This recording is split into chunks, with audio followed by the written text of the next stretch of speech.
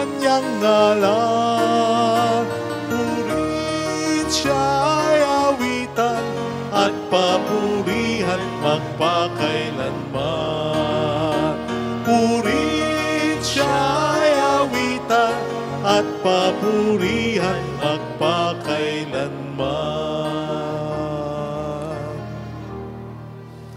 Sa ngalan ng Ama at ng Anak ng Espiritu Santo.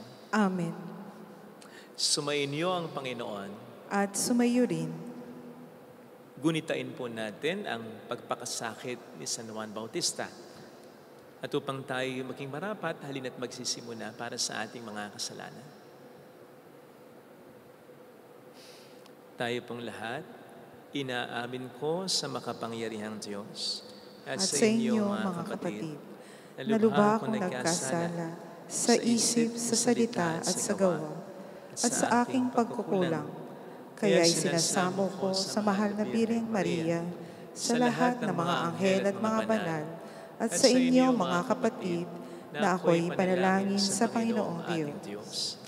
Kaawaan tayo ng mapagmahal na Diyos, patawarin sa ating mga sala, at patnubayan hanggang sa buhay na walang hanggan. Amen. Panginoon, kaawaan mo kami. Panginoon, kaawaan mo kami. Kristo, kaawaan mo kami. Kristo, kaawaan mo kami. Panginoon, kaawaan mo kami. Panginoon, kaawaan mo kami. Yumuko tayo, maaaring ibulong sa Panginoon ang ating intensyon. Pagdasal po natin ang mga tumutulong sa atin, sa ating simbahan. Pagdasal po natin ang mga may sakit at ang mga nag-aalaga sa kanila. Pagdasal natin ang mga may mga matinding pinagdaraanan ngayon na problema, pagsubok sa buhay. Ginawa silang mawala ng pag-asa. Manalangin tayo. Ama naming makapangyarihan, niloob mong sa pagkasilang at pagkamatay, ang iyong anak ay pangunahan ni San Juan Bautista.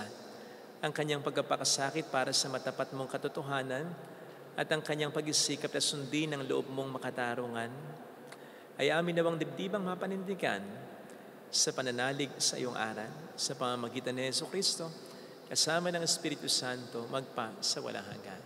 Amen. Ang salita ng Diyos mula sa aklat ni Propeta Jeremias. Noong mga araw na iyon, sinabi sa akin ng Panginoon, magpakatatag ka, humayo ka at sabihin mo sa kanila ang lahat ng iuutos ko. Huwag kang matatakot sa kanila ngayon.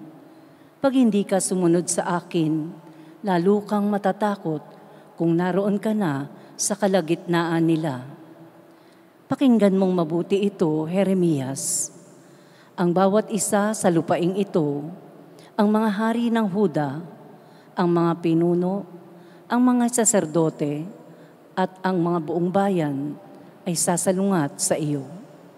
Ngunit gagawin kitang sintibay ng isang lungsod na naliligid ng mga muog, sintatag ng haliging bakal o pader na tanso.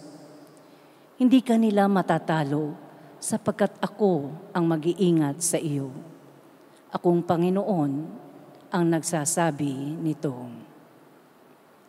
Ang salita ng Diyos. Salamat sa Diyos. Patuloy kong isasaysay ang dulot mong kaligtasan. Patuloy kong isasaysay ang dulot mong kaligtasan. Sa iyo lang, Panginoon, lubos akong nananalig. Huwag mo akong pabayaang mapahiya at malupig. Tulungan mo ako ngayon, yamang ikaw ay matuwid. Ako sana ay sagipin, sa daing ko ay makinig. Patuloy kong isasaysay ang dulot mong kaligtasan. Ikaw nawa ang muog ko at iligtas sa kakanlungan. Matatag na kublihan ko at matibay na sanggalang. Sa lahat ng masasama, O Diyos, ako'y ipaglaban. Sa kuko ng mababagsik, huwag mo akong pabayaan. Patuloy kong isasaysay ang dulot mong kaligtasan. Panginoon, sa iyo ko inilagak ang pag-asa. Maliit pang bata ako, sa iyo'y may tiwala na. Sa simula at mula pa, wala akong inaasahang mag-iingat sa sarili, kundi tanging ikaw lamang. Kaya naman ikaw poon, pupurihin araw-araw. Patuloy kong isasaysay ang dulot mong kaligtasan. Pagkat ikaw ay dakila, patuloy kong isasaysay. Maghapon kong ihahayag ang dulot mong kaligtasan. Sa pulpa sa pagkabata, ako'y iyong tinuruan. Hanggang ngayon sinasambit ang gawa mong hinangaan. Patuloy kong isasaysay ang dulot mong kaligtasan.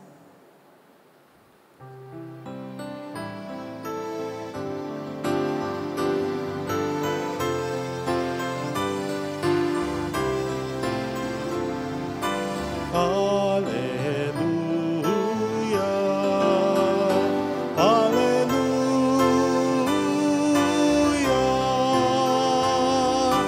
Alleluia, Alleluia.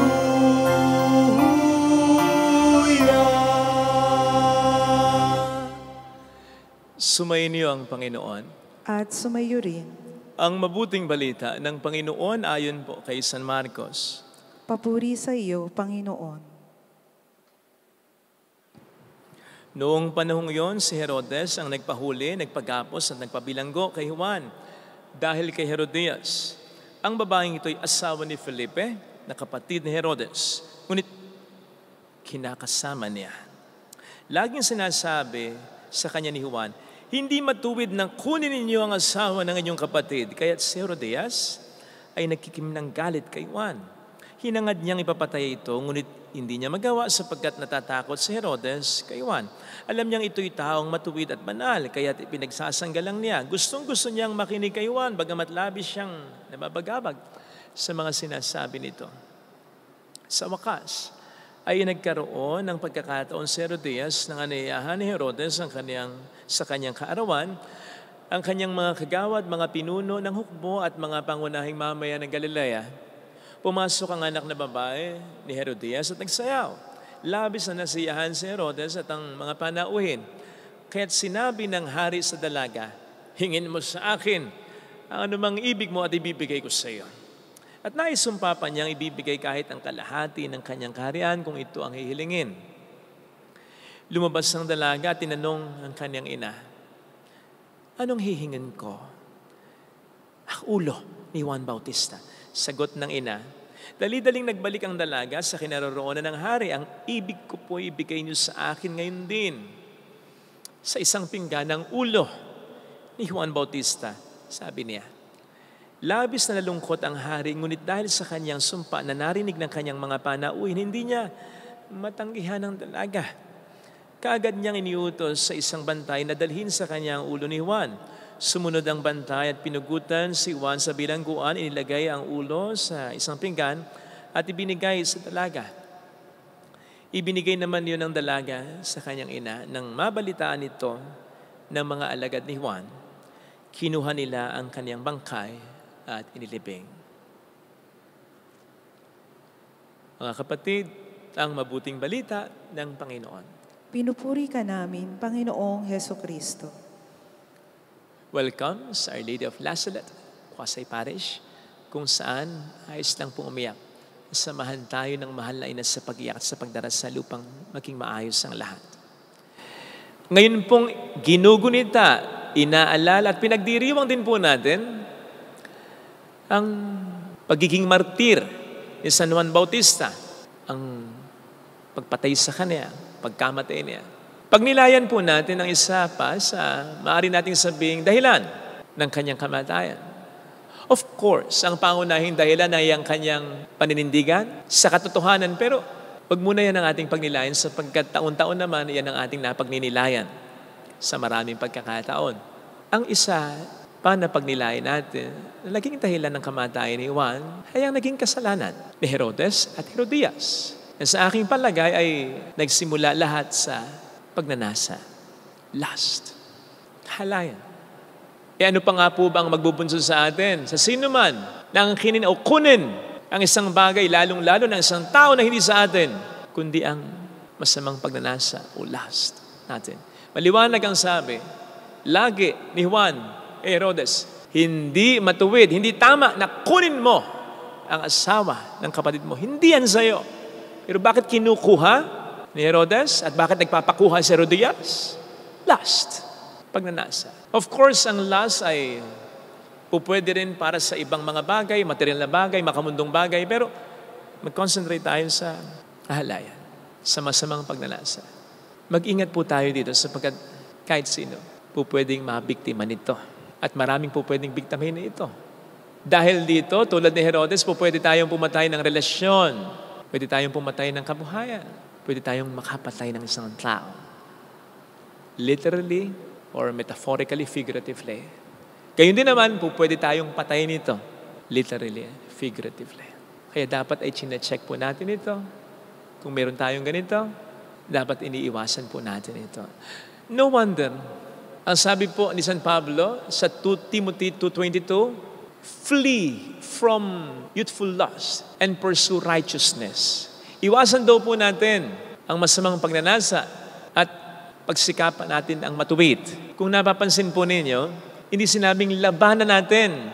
Ang sinabi, iwasan daw natin sapagkat ito yung isang uri ng kasalanan na mentras nilalabanan, lumalakas, pero kapag iniwasan, humihina. Halimbawa, nakakapanood ka ng bagay na hindi tama. Dahil may internet ka dahil may phone ka may laptop ka dahil may sariling kwarto ka So yun yung mga okasyon, yun yung mga bagay. Magsama ka na, halimbawa, kung meron man tao na nagiging dahilan ng pag-feed mo sa inordinate o masamang pagnanasa mo, sa lust mo, bakit di mo iwasan? Bakit hindi mo alisin ang internet mo? Bakit hindi mo iwan ang phone mo, ang laptop mo, ang computer mo sa labas bago ka pumasok sa loob ng iyong kwarto? Bakit hindi mo layuan yung taong alam mong pagkasama mo, nagkakasala lang kayo? That's fleeing from lust. While the opposite is fighting it, battling against it. Yung sasabihin mo, ay kakayanin ko sa tulong ng Panginoon. Nyari ka pang sa tulong ng Panginoon. Ay, magdadasal ako. Kapatid, kapag hindi mo iwinaksi ang mga bagay na ito, kahit pa magsabit ka ng maraming rosaryo sa dibdib mo at punuin mo ng imahe ang kwarto mo, magkakasala at magkakasala ka pa rin. Anong sinasabi mong tutulungan ka ng Panginoon? Hindi ba ang sabi niya, iwasan mo, taligdan mo, flee from it. Siya na nagsasabi, yes, we should fight the devil, but as regards sexual sin and lust, the best way to fight it is to flee from it. But then, hindi po sapat yung we just flee from it, ha?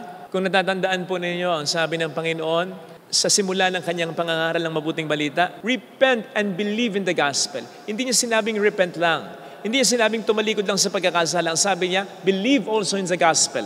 Kombinasyon yung dalawang yan. Sapagkat minsan nasabi na natin, ayon sa sinasabi ng Banal na Kasulatan, ayon sa ini-insinuate nito, ang demonyo talagang gusto niya, mayroong siyang napupuntahan So kung paaalisin natin siya sa atin, kinakailangan may palit tayo sa kanya. Kinakailangan ang Espiritu Santo ang siyang pananahanin natin upang hindi na bumalik at upang hindi na magkaroon ng hold sa atin ang masamang espiritu. Kaya't ang sabi, not just flee from youthful lust. Ang sabi, pursue righteousness. Huwag lang umiwas sa kahalayan, sa masamang pagnanasa. Pagsikapan din ang mga bagay na matuwid. Dito natin po pwedeng sabihin, ituwid natin ang desire natin. Sapagkat yung lust, nanggagaling yan sa desire. Di ba? Naghahangad tayo ng isang bagay, ng isang tao. Ang desire ay hindi inherently evil. Neutral ito Hindi naman masama ang desire Sapagkat ang desire po pwedeng maging mabuti. Nagde-desire kang gumawa ng maganda. Nagde-desire kang magpakita ng maganda. Nagde-desire kang maging mabuting tao. Ang mapalapit sa Diyos. Di ba? Hindi naman pwedeng alisin ang desire at hindi naman po pwede natin sabihing masama ang desire. Dapat lang tama ang orientation ng ating desire. Kapag nandun ang lustful thoughts natin, lustful feelings, emotions, kung meron man natin, ito'y dahil ang desire natin ay nakasentro sa mga makamundong bagay, sa mga hindi tama, sa mga masamang bagay. Kaya ang dapat na gawin natin in pursuing righteousness, ituwid natin. Pagsikapan ng matuwid, ituwid natin ang desire natin. I-orient natin sa Diyos sa mga bagay na maganda, sa mga bagay na mabutit kaaya-aya. Magsimba, magdasal, magnilay ng salita ng Diyos, gumawa ng mabuti, tumulong sa iba, gumawa ng mga kapakinabang na bagay. Kasi ang katotohanan ay, kung ang mga bagay na masama at makamundo ay nakapagbibigay ng kaligayahan, but of course, ang mga bagay na mabuti at makadiyos ay mas nakapagbibigay ng kaligayahan. You see, what the devil is offering us always through our desire is just a counterfeit happiness. Peking kaligayahan. Alam naman po natin ang peking kaligayahan o peking bagay, pansamantala lang. And yet we go for it, we grab it. Bakit hindi tayo maniwala sa kaligayahang maibibigay sa atin ng Diyos? And then we go for it. Doon tayo mag-focus. Doon tayo ma-orient. Yun ang ating i-maximize. Yun ang ating i-pursue. At sinisigurado ko po sa inyo na mas makararamdam tayo ng kaligayahang totoo. At sa gayon, mawawalan tayo ng gana sa mga peking kaligayahan o desire na binibigay sa atin ng demonyo. Magiging ipokrito po ako kung sasabihin ko sa inyo na kailanman na hindi ako naging biktima nito ng lust. Pero masasabi ko rin po sa inyo nang may kapakumbabaan na napakatagal na yung last time na naperwisyo ko ng kasalanang yan. And that's despite na nag-isa po ako sa kumbento, may computer, may internet din ako, at may sasakyan ako, pwede akong pumunta kahit saan. Kaya nagpapasalamat ako sa Diyos. Dahil tinulungan niya akong ma-orient ang desire ko sa mga bagay na gusto niya, na paglaanan ko ng atensyon at enerhiya ko. At pina-experience sa akin talaga ang kakaibang kaligayahan mula sa mga ito. Halimbawa, yung sarap ng pakiramdam pagkatapos magmisa, pagkatapos magdasal, yung ngiti na makikita mo mula sa mga taong binibiro mo, pinakikisamahan mo, yung gaan ng pakiramdam na pwede mo ring maramdaman mula sa mga nangungumpisal at kina-counseling mo, yung sarap ng pakiramdam na nakapagbibigay ka rin while you are also being nourished ng spiritual nourishment sa mga minimisahan mo, lalong-lalo na sa mga hindi regular na kapagsisimba tuwing linggo na pinupuntahan ko. Yung kapag kasama ko ang pamilya ko, mga kaibigan ko at ang mga tao na sa palagay ko ay gusto ng Diyos na makasama ko, yun eh. Iba yung kaligayahan na ibibigay nun. Na kung ikukumpara mo sa kaligayahan na ibibigay ng hindi magandang pagnanasa, desire, lust, hindi man mawala totally, nandyan pa rin, pero malaki yung mawawala na gana mo para sa mga bagay na ito. Kapag naranasan mo na ang mas tunay na kaligayahang na ibibigay ng Panginoon kumpara sa mga ito. Ay ito sana mga kapatid ng ating pagdasal sa ating banal na pagdiriwang, tutulungan naman tayo ng Panginoon sa kasalanang ito na again, kahit sino pwedeng maging biktima at kahit sino po pwedeng magkasala.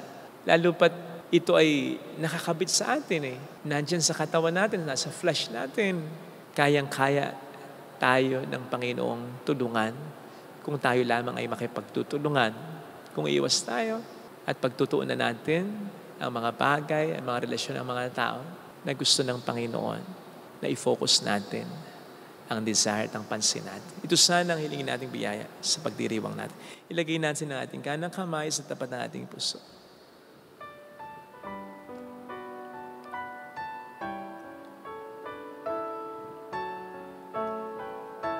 Awitin natin. Alam kong may magagawa ang Diyos.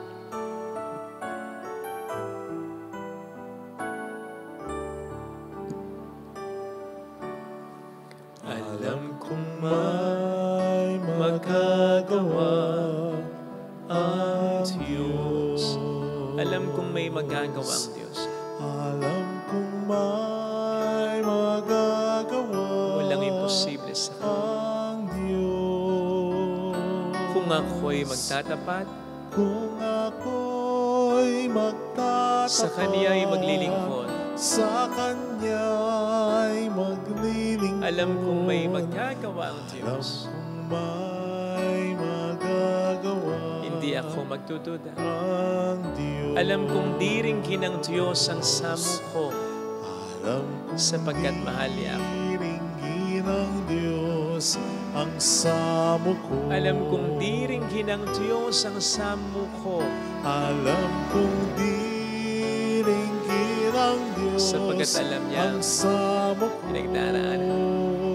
Kung ako'y magtatapat, Kung ako'y magtatapat sa Kaniya'y maglilingkod, sa Kanya'y maglilingkod. alam kong diringgin ng Diyos ang samo ko Pumikit tayo. ang samo ko. Panginoon, tulungan mo po kami na ma-orient ang aming desires sa iyo. Sa mga bagay na gusto mo, sa mga tao na gusto mo naming makasama, sa mga sitwasyon na kung saan gusto mo kaming naroroon. Tulungan mo po kaming maging baluktot ang aming mga pagnanasa sa buhay. Tulungan mo po kaming makita ang kadelikaduhan ng masamang pagnanasa sa mga bagay, sa mga relasyon sa mga tao na hindi namin dapat pagtangkaan. Tulungan mo po kami, Panginoon, na mamuhay ayon sa iyong kalooban. Tulungan mo po kaming maranasan ang iyong kagandahan. Hallelujah! Purihin ang Diyos. Hallelujah! Hallelujah! Taste and see the goodness of the Lord. Siya ay muling babalik sa atin. Hindi niya tayo iiwan, hindi niya tayo pababayaan. Kapatid, hindi pa iiwan ng Panginoon ang lahat sa atin. Hindi niya sasabing unahin natin siya kung wala siyang ipangangahas na mas iba yung kaligayahang maibibigay niya kumpara sa anumang bagay o sa kahit sino pa man na ating pinagnanasan. Have God in our life. Mayroong magandang mangyayari sa iyo. Ang sabi nga patungkol sa langit, no eye has seen, no ear has heard, no mind has ever imagined. Sa langit ay ang makasama ang Diyos. So kung makasama mo ang Diyos, dapat ang pakiramdam mo ay langit. Dapat lahat ay maging secondary na lang. Dapat lahat ay mawala na ang iyong pagnanasa sa mga magaganda, sa mga totoo, at sa mga tama lang dapat. Sa mga bagay na gusto ng Diyos para sa iyo. Kung totoong nananahan sa iyo, sa atin, sa akin, sa iyo, hindi tayo dapat nagnanasa sa makamundo. Papuri sa Ama at sa Anak sa Espiritu Santo.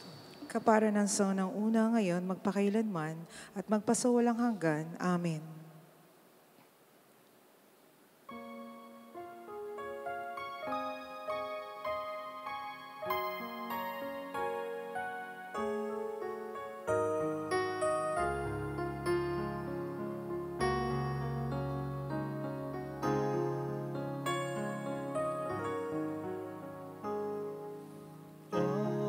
Aming alay, alak at tinapay, handog sa iyong dampana, nagbibigay ng buhay.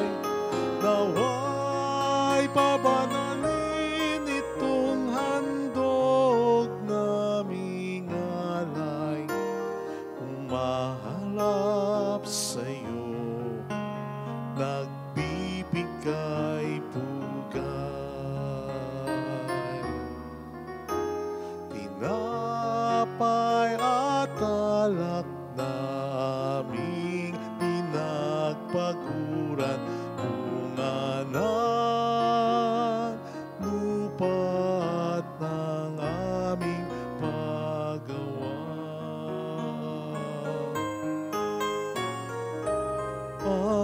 Aming alay, alak at tinapay, handog sa iyong dambana, nagbibigay ng buhay. Naway babanalin itong handog naming alay, umahanap sa iyo, nagbibigay pugay. Manalangin tayo, pang ating handog ay maging kalugod-lugod sa Diyos Amang makapangyarihan. Tanggapin nawa ng Panginoon itong paghahain sa iyong mga kamay, sa kapariniya at kakarangalan sa ating kapakinabangan at sa buong sambayanan niyang banal. Ama naming lumikha, sa aming paghahain ngayon ng mga alay, ipagkaloob mo ang tuwid na landas na ipinangaral ni San Juan sa ilang, at sa dugo niyang dumanak ay matapang niyang tinatakan sa pamamagitan ni Jesucristo, kasama ng Espiritu Santo magpas sa walang hanggan. Amen. Sumainiyo ang Panginoon. At sumayo rin, Itaas sa Diyos ang inyong puso at diwa. itinaas na namin sa Panginoon. Pasalamatan ng Panginoong ating Diyos. Marapat na siya ay pasalamatan. Ama naming makapangyarihan, tunay nga pong marapat na ikaw ay pasalamatan. Sa pamamagitan ni Hesukristo na aming Panginoon, dinadakila namin ang pagtatalaga sa pinili mong sa Kanya'y manguna ang tagapagbinyag na si San Juan Bautista. Sa lahat ng isinilang siya iyong itinangi at sa ligaya ng marami siya'y naging sanghi. Bago pa siya iluwal, kanya nang ikinagalak ang pagdating ng tagapagligtas ng lahat. Sa tanang propeta ay siya lang ang naghayag na narito ang korderong sa lahat ay magliligtas. Siya pa rin ang tagapagbinyag na gumanap sa nagpabanal sa tubig at tag-utos magbinyag. Natapat niyang pinanindigan kahit dugo niya'y tumanak. Kaya kaisa ng mga anghel na nagsiawit ng papuri sa iyo ng walang humpay sa kalangitan, kami nagbubunyi sa iyong kadakila. Santo, Santo, Santong Panginoon ng mga hukbo, napupuno ang langit at lupa ng kadakilaan mo, o sana sa kaitaasan. Pinagpala ang naparirito sa ngalan ng Panginoon, o sana sa kaitaasan. Ama naming banal, ikaw ang bukal ng tanang kabanalan. Kaya sa pamamagitan ng iyong Espiritu, gawin mong banal ang mga kaloob na ito pang para sa amin ay maging katawan at dugo ng aming Panginoong Jesucristo. Bago niya pinagtiis ang kusang loob na maging handog, hinawakan niya ang tinapay, pinasalamatan kaniya, pinaghati-hati niya iyon, niabot sa kaniyang mga alagad at sinabi, "Tanggapin ninyong lahat ito at kanin. Ito ang aking katawan ay handog para sa inyo."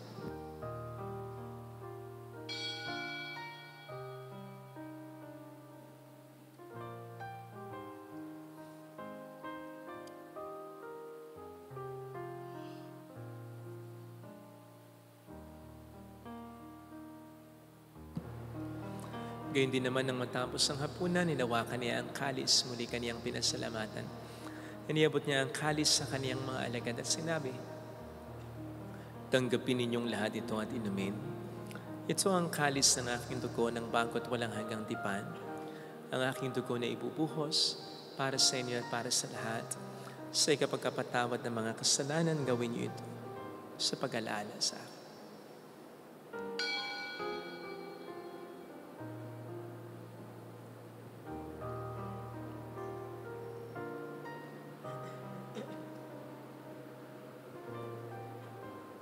Ipagbunyi natin ang misteryo ng ating pananampalataya. Si Kristo'y namatay, si Kristo'y nabuhay, si Kristo'y babalik sa wakas ng panahon. Ama, ginagawa namin ngayon ang pag-alaala sa pagkamatay at muling pagkabuhay ng iyong anak. Kaya inialay namin sa iyong tinapay ng buhay ng kalis ng kaligtasan. Kami nagpapasalamat dahil kami iyong minarapat at tumayo sa harap mo para maglingkod sa iyo. Sinasamo namin kami na magsasalo sa katawan at dugo ni Kristo ay mabuklod sa pagkakaisa sa pamamagitan ng Espiritu Santo. Ama, lingapin mo ang iyong simbahang laganap sa buong daigdig. Puspusin mo kami sa pag-ibig kay San Leon na aming Papa, ni Dennis na aming Obispo at ang Tanang Kaparian. Alalahanin mo mga kapatid naming nahimlay nang may pag-asang sila'y muling mabubuhay, lalo na pong aming mga ipagdarasal.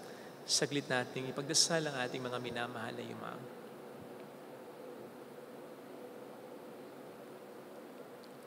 Kasama ng mga kaluluwa ng pare sa purgatorio.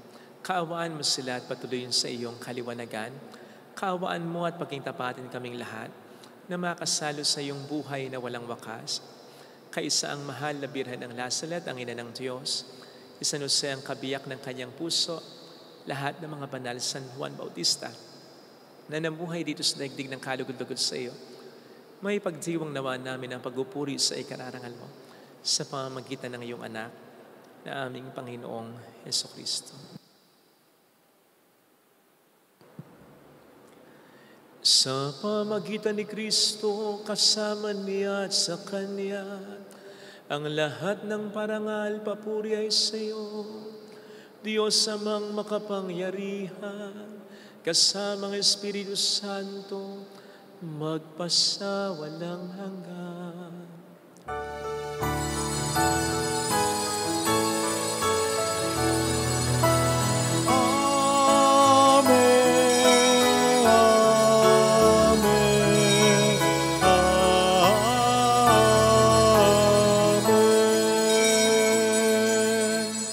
Tumawag tayo sa Ama.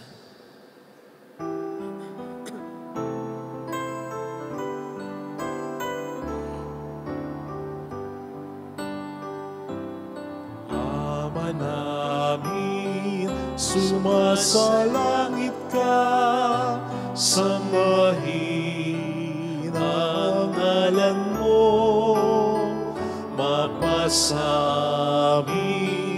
ang kaharian mo, sundin ang loob mo dito sa lupa para ng sa langit.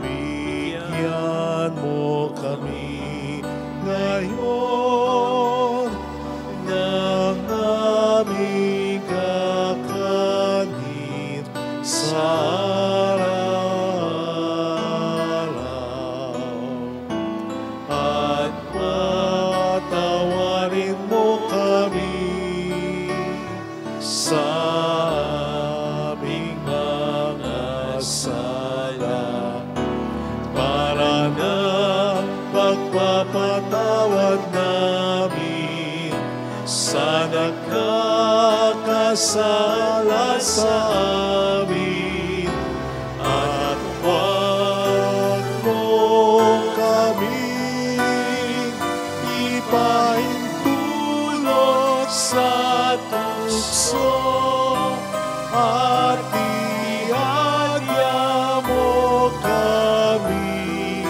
sa lahat ng masama. Hiniling namin kami adya sa lahat ng masama, pagkalooban ng kapayapaan araw-araw, iligtas sa kasalanan sa kapahamakan sa mga seryosong karamdaman, samantalang aming pinaghahandaan ang dakilang araw ng pagpapahayag ng tagapagligtas namin sa Yesu Kristo. Sapagkat sa iyo ang kaharian, ang kapangyarihan, at ang kapurihan magpakailanman. Amen. Panginoong Yesu Kristo, sinabi mo noon, sinasabi mo rin sa amin ngayon, kapayapaan ang iniiwan ko sa inyo, ang aking kapayapaan ang ibinibigay ko. Tunghayin mo ang aming pananampalataya, huwag ang aming pagkakasala. Pagkalooban mo kami ng kapayapaan at pagkakaisa sa iyong kalooban. Kasama ng Espiritu Santo magpasa walang hanggan. Amen. Ang kapayapaan ng Panginoon ay sumainyo na bang lahat. At sumayo rin. Magbigayan tayo ng kapayapaan sa isa't isa. Kapayapaan.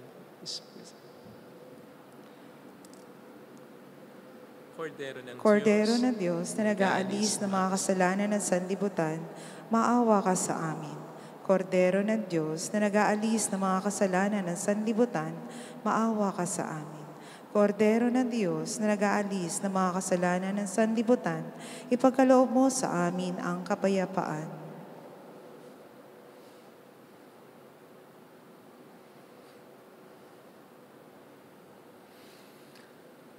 Narito sa harap natin ng Panginoon ang ating buhay at kaligtasan. Mapalad tayong inaanayahan. Panginoon, hindi ako karapat-dapat na magpatuloy sa iyo, ngunit sa isang salita mo lamang ay gagaling na ako.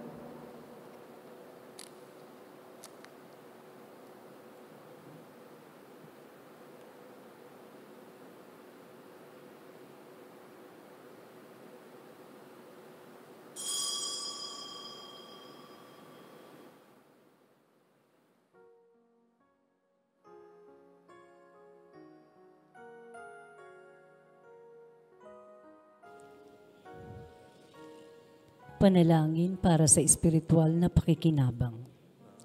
Panginoong Hesus, ako ay naniniwala na ikaw ay nasa kabanal-banalang sakramento. Iniibig kita ng higit sa lahat at ninanasa kong tanggapin ka sa aking kaluluwa. Sapagkat sa mga sandaling ito, hindi kita matatanggap sa sakramento. Tumuloy ka sa espiritu sa aking puso.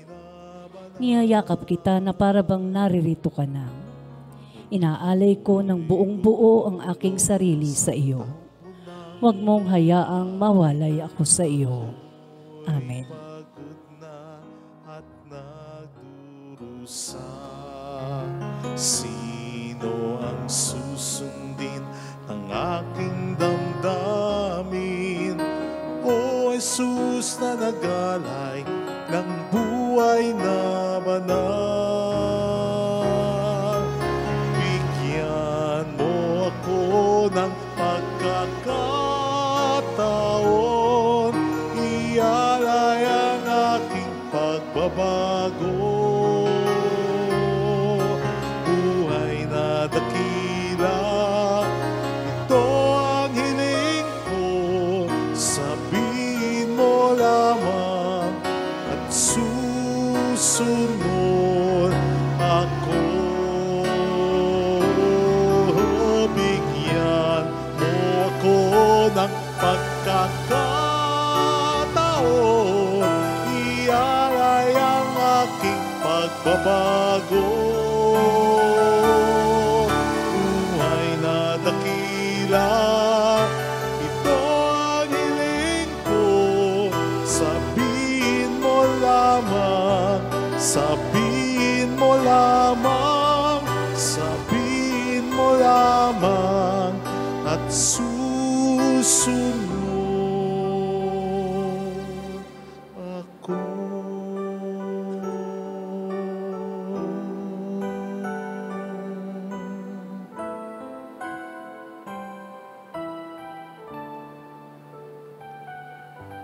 Manalangin tayo. Ama naming mapagmahal, ang pakikinabang namin sa aming pagkasalo sa banal na pakikinabang, ngayong pinagdiriwang ang pagsilang sa kalangitan na tagapagbinyag na si Juan Bautista. Ipagkaloob mong sambahin namin ang inilalahad nitong buhay at ikagalak naming lalo ang pagganap nito araw-araw.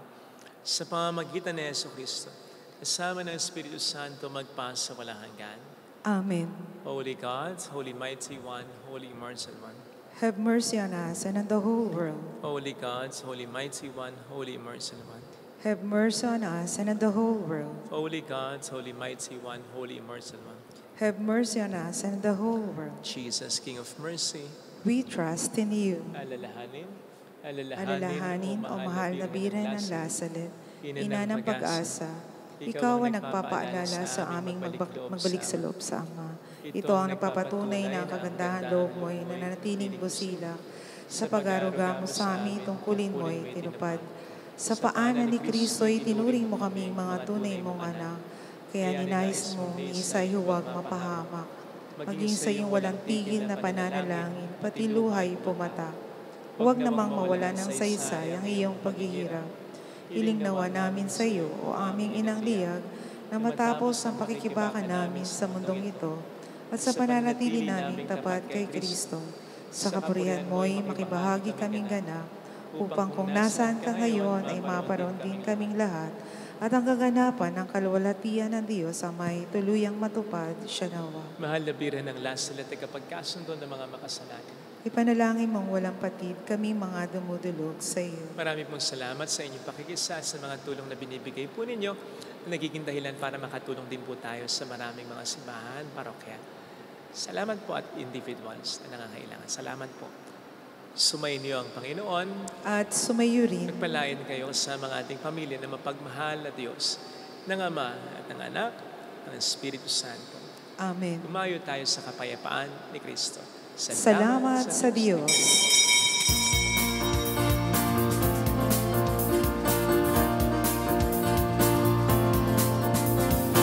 Mary, Mother of the Lord,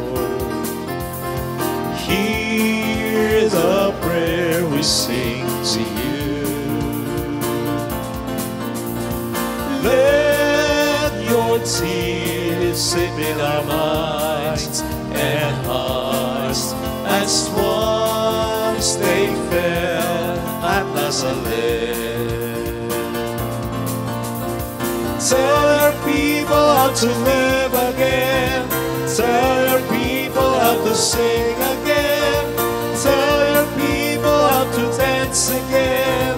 Tell your people how to pray again.